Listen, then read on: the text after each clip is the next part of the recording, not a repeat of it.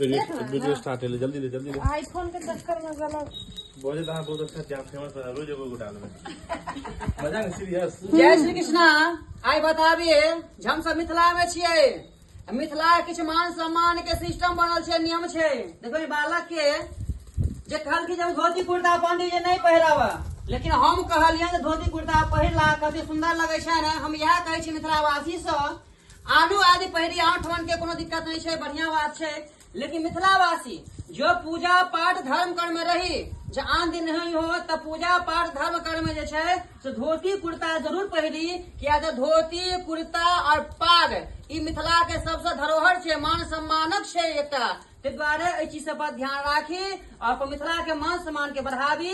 एमे लाज करे कोन बात छे। बैसल छी पूजा पर शर्ट पैंट में जब बैसथिन या कतै में कुर्तो पजामा बैसे छथि, नहीं धोती कुर्ता के मान मर्यादा दिए और धोती में से भगवान के पूजा पाठ धर्म कोन होबाक चाहिए। मिथिला के मान सम्मान के गौरव के बढ़ावी और दुनिया में चीज के प्रकाशमान करी।